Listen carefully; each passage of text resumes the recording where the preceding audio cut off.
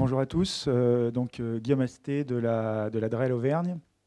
Je m'occupe à la DREAL de tous les sujets énergie, climat et qualité de l'air, notamment tout ce qui est planification, schéma régional climat air énergie, plan climat énergie territorial et également bilan gaz à effet de serre. Donc là aujourd'hui je vais me faire le porte-parole de mes collègues des DREAL Languedoc-Roussillon, PACA et Rhône-Alpes qui ont participé à l'élaboration de ce PowerPoint.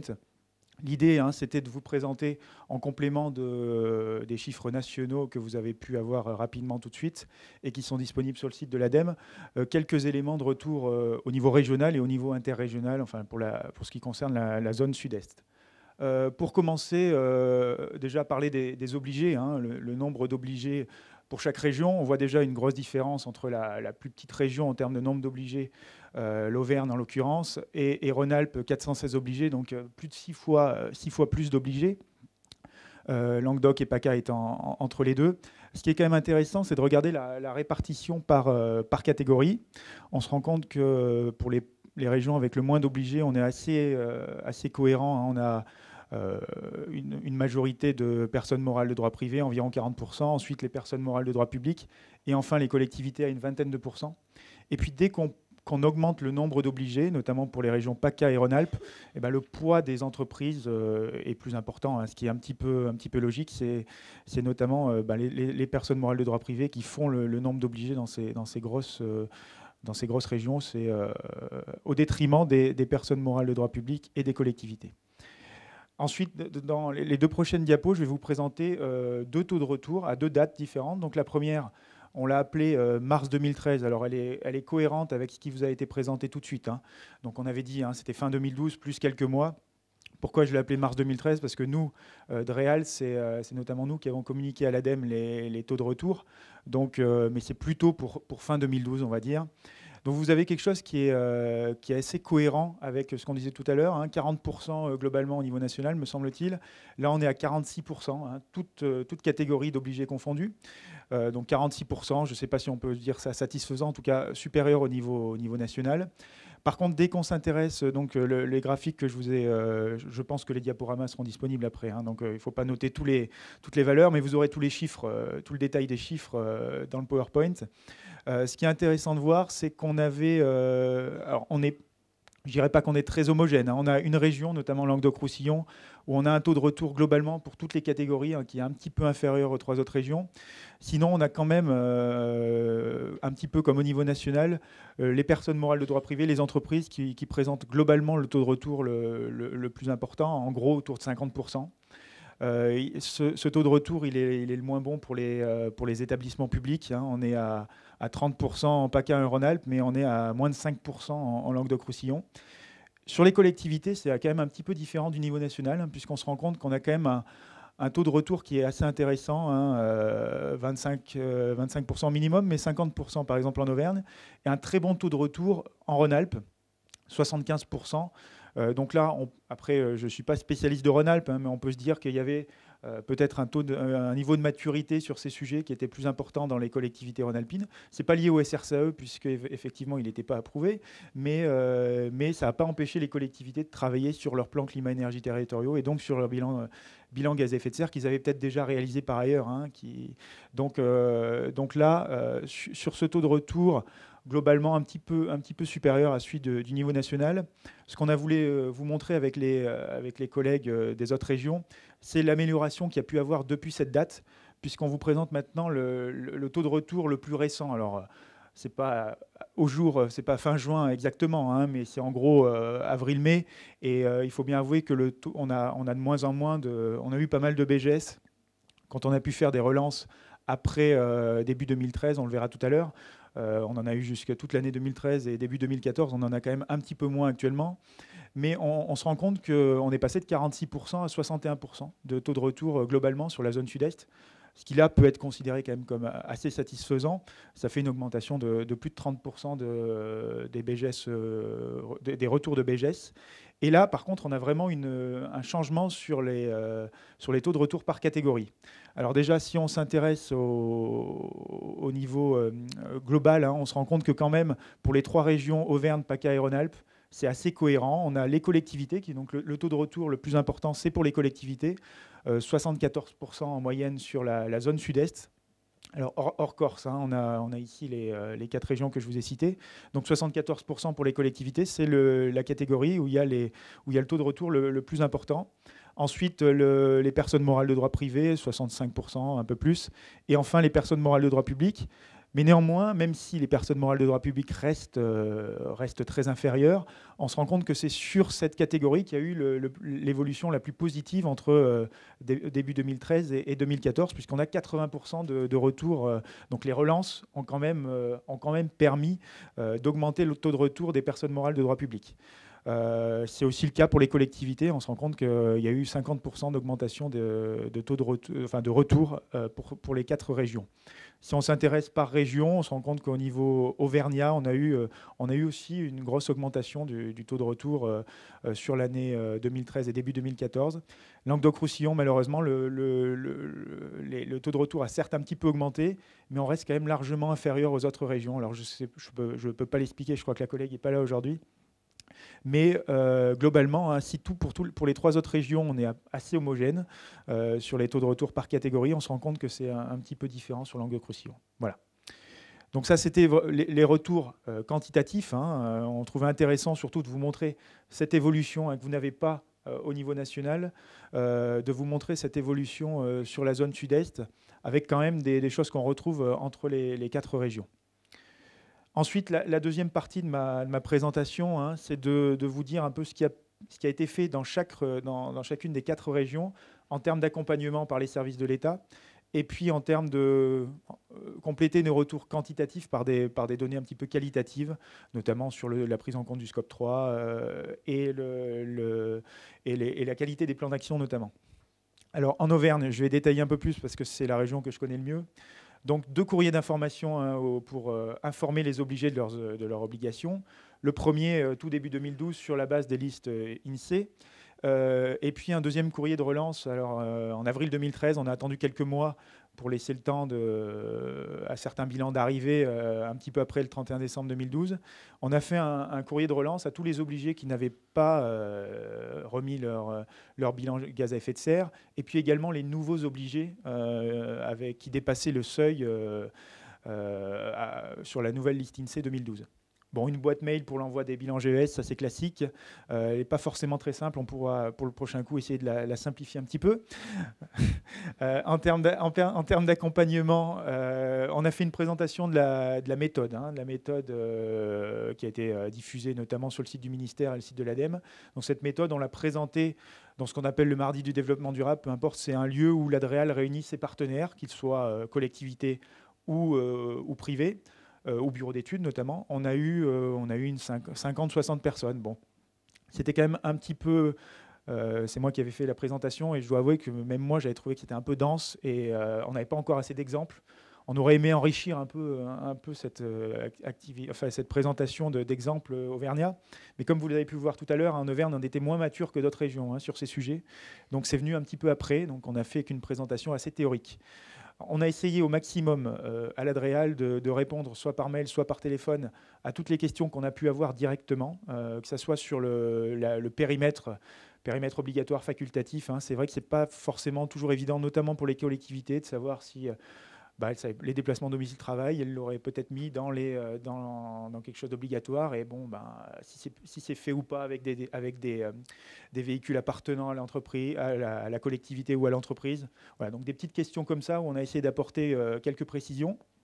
Et puis je vous ai mis un exemple très précis hein, sur le périmètre des obligés. On nous a posé la question parce qu'on avait plusieurs établissements accueillant des personnes handicapées qui selon l'INSEE, dépassaient le seuil de 500 personnes. Et en fait, dans ce seuil de 500, il y avait des personnes handicapées qui ont des contrats un petit peu différents, qui ne relèvent pas du droit du travail. Donc, sur la base de la définition législative et réglementaire, eh bien, on a pu leur dire qu'ils n'étaient pas concernés, parce qu'en enlevant ces effectifs, ils étaient en dessous de 500. Voilà, bon, on était notamment revenu vers la DGEC hein, pour avoir confirmation, mais c'est des petites questions sur lesquelles on a pu répondre et apporter quelques infos. On n'a pas pu malheureusement assister tous les obligés, hein, même si on n'a pas énormément, nous on est aussi limité en termes, enfin les effectifs sont adaptés au nombre d'obligés.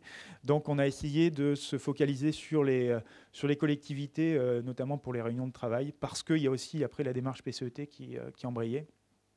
Ce qui peut expliquer aussi que tout à l'heure on voyait, hein, les collectivités, on voyait qu'il y a eu une forte augmentation entre 2013 et 2014. C'est notamment lié au fait que les PCET n'ont pas pu être approuvés avant le 31 décembre 2012, se sont déployés un peu plus tard, notamment parce que les SRCAE ont été approuvés assez tard également. Et donc, eh bien, le taux BGS augmente pour les collectivités parce qu'ils ont aussi travaillé sur leur plan climat-énergie territorial plus tôt en 2013. Et donc, nous, on a essayé en Auvergne, et c'est le cas aussi pour les autres régions, de les accompagner, alors plutôt sur le plan climat, mais s'ils avaient besoin, aussi sur leur bilan GES, parce que pour certaines collectivités, c'était vraiment enfin, c'était nouveau, hein, comme démarche. Sur les éléments qualitatifs en Auvergne, quasiment pour tous les obligés, c'était la première expérience de comptabilisation carbone. En tout cas pour ceux qui avaient fait cette précision. Donc on avait quasiment que des obligés qui réalisaient un bilan GES pour la première fois. 3/4 des bilans réalisés par un bureau d'études. Les personnes morales, donc droit public, droit privé, hein, donc entreprises et établissements publics, se sont plutôt limités au périmètre réglementaire. Hein. Ce n'est pas vrai pour tous, hein, mais globalement, c'est plutôt limitation au scope 1 et 2. Quasiment toutes les collectivités auvergnates ont fait un bilan complet, scope 3 notamment. Alors, le scope 3, il y a peut-être certains postes qu'elles ne prenaient pas en compte parce que c'était difficile pour une première méthode, déplacement de visiteurs, par exemple. Ce n'est pas toujours évident à prendre en compte. Mais elles ont au moins essayé de travailler sur le scope 3 et sur le volet territoire. Bon, ça, c'est clairement en lien avec l'obligation PCET. Hein. C'est quand même difficile de faire un plan climat territorial sans avoir travaillé sur les émissions territoriales. Donc, globalement, quasiment toutes les collectivités en Auvergne ont réalisé un bilan complet. Et puis, un taux de plan d'action joint au BGS équivalent à celui national, hein, 80%. Par contre, d'un point de vue qualitatif, on dira que, c'est, pour être gentil, hein, que ce n'est pas forcément un véritable plan d'action, peu d'ambition, des actions qui sont déjà réalisées, hein, et pas forcément de suivi mis en place. Voilà. Je ne vais pas rentrer dans le détail, mais on ne peut pas considérer, s'il y a un point faible qu'on a pu faire émerger, c'est bien celui des plans d'action. Sur les autres régions, je vais essayer d'être un peu plus rapide puisque ça reprend des éléments qui sont... On a fait à peu près, toutes les DREAL ont fait à peu près le même travail d'accompagnement. Hein, donc une boîte mail un petit peu plus simple. La mise en ligne, ça on ne l'avait pas fait, hein, sur le site internet de la DREAL de tous les BGS reçus, sur demande pour des années un petit peu antérieures. Réponse, pareil, un mail ou téléphone aux questions posées. Et puis, un petit peu de la même manière, hein, participation à des réunions de travail plutôt pour les collectivités dans le cadre de démarches PCET. Sur la Provence-Alpes-Côte d'Azur, mon collègue est présent, donc il pourra compléter si vous avez des questions après. Hein, mais de la même manière, 2 courriers d'information, un courrier d'information, un courrier de relance, une boîte mail pour l'envoi des BGS. Et puis sur l'accompagnement, 2 présentations qui ont été faites, une à la CCI et une au colloque AT. Hein, je crois que c'était sur la base de support de la PCC notamment. Et puis la réponse mail ou téléphone à toutes les questions concernant la méthode d'établissement et le périmètre des obligés. Hein. Donc, je pense qu'on a eu des questions un petit peu similaires dans les différentes régions. On a essayé au mieux d'y répondre en essayant d'être cohérent entre régions. Et alors là, l'intérêt je vais insister un peu plus sur les éléments qualitatifs parce que c'est des éléments qualitatifs certes, mais avec quelques données quantitatives. Donc c'est un peu plus détaillé que pour la région Auvergne. Donc on retrouve un peu les mêmes tendances. Hein. Première expérience de comptabilisation carbone pour tous les établissements publics. Pour une majorité d'entreprises. Par contre, pour les collectivités, on se rend compte quand même qu'il y en avait la moitié qui avaient déjà réalisé un bilan gaz à effet de serre. Donc également en PACA, un niveau de maturité pour les collectivités assez bon. Bilan réalisé par un bureau d'études. Alors, bon, ça c'est des chiffres pour cette région-là, mais les entreprises sont la catégorie d'acteurs qui ont le plus réalisé leur bilan GES en interne. Alors soit peut-être parce qu'ils avaient déjà les données, ils avaient déjà une démarche, qui s'appelait peut-être pas un bilan GES, mais qui pouvait être un suivi des consommations énergétiques. C'est vrai que quand on a mis en place un suivi de consommation énergétique, on a vite fait un bilan scope 1 et 2. Hein, donc voilà, c'est les entreprises qui ont le plus réalisé le bilan en interne, sinon les autres sont passés plutôt par un bureau d'études. Et puis le scope 3, c'est assez cohérent. Nous, on n'a pas les chiffres, mais avec ce que nous, on a pu enregistrer en Auvergne, c'est les collectivités majoritairement qui ont pris en compte le scope 3 en lien sûrement avec l'obligation PCET. Pour les établissements publics, ils se sont quand même quasiment tous limités au périmètre obligatoire. Le plan d'action, je crois c'est un petit peu la même chose que ce qu'on a pu dire. Soit pas de plan d'action, soit quand il l'est, plutôt minimaliste. Et puis pour conclure, pour la dernière région, la région Rhône-Alpes, donc là, 3 courriers d'information. Le deuxième courrier de relance, il a été doublé par un courrier d'information pour les nouveaux obligés, la boîte mail pour l'envoi des BGS, et puis sur l'accompagnement, un peu de la même manière, mais dans avec une plus grosse audience, 150 participants, la présentation de la méthode d'établissement en avril 2012, et puis un appui technique, comme on a pu le détailler juste avant. Sur les éléments qualitatifs, c'est quasiment la même chose qu'en Auvergne. Première expérience de comptabilisation carbone. Alors pour la majorité des structures, je suppose que certaines structures, notamment les collectivités, s'étaient déjà engagées, vu le taux de retour. Majorité des bilans réalisés par un bureau d'études. Et puis après, scope 3, plutôt pour les collectivités. Et un plan d'action qui est quand même assez minimaliste. Voilà, c'était donc les retours globalement, des retours qualitatifs sur les régions au niveau des taux de retour BGS, et puis quelques éléments qualitatifs pour compléter par région. Pour conclure, alors donc, la dernière diapo n'y est pas, mais je vais conclure sans, il n'y a pas de problème. Donc, s'il y a 3 choses à retenir, je dirais d'abord un taux de retour pour l'échéance du 31 décembre 2012. On va dire que le taux de retour était satisfaisant pour les personnes morales de droit privé, les entreprises, satisfaisant au moins au regard parce que quand on a un taux d'un peu plus de 50% et que normalement l'obligation était au 31 décembre, on devrait avoir 100%, mais on peut considérer que ce taux de retour était plutôt satisfaisant par rapport aux autres catégories. Donc ça, bon, par contre, quand même très faible sur les personnes morales de droit public, donc peut-être qu'on peut se dire qu'on s'est un petit peu raté sur l'information, qu'on aurait peut-être dû faire plus d'informations auprès de cette catégorie d'acteurs. Bon, ça pourrait nous servir pour la prochaine fois, parce que on pouvait penser que dans ces catégories d'acteurs où il y a des universités, où il y a des centres hospitaliers, on pouvait se dire ils vont voir une obligation, ils vont y répondre. Eh ben, c'est pas forcément le cas. Les entreprises de droit privé ont mieux répondu que les personnes morales de droit public. J'enlève les collectivités qui étaient plutôt intermédiaires. Sur quoi j'aimerais insister, c'est quand même l'évolution positive entre fin 2012, début 2013 et 2014, puisqu'on a quand même augmenté sur la zone sud-est. Il faudra voir si au niveau national c'est un peu équivalent, mais sur la zone sud-est, on a en gros une augmentation de 30% des retours. Ça fait passer de 45 à plus de 60% de taux de retour au niveau global, et notamment avec un rattrapage intéressant des personnes morales de droit public et surtout des collectivités. Ce qui fait qu'en zone sud-est, ça méritera d'être vérifié sur les autres grandes régions. En zone sud-est, c'est les collectivités territoriales qui ont le taux de retour le plus important en termes de bilan GES à l'heure actuelle. Et enfin, dernier point, si le point négatif, parce que là c'était plutôt positif ce que j'ai présenté, s'il y a un point négatif, c'est quand même le plan d'action, et c'est d'ailleurs le titre de la journée d'aujourd'hui, faire un BGS certes, mais avec un plan d'action.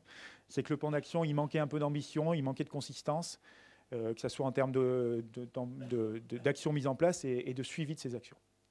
Voilà.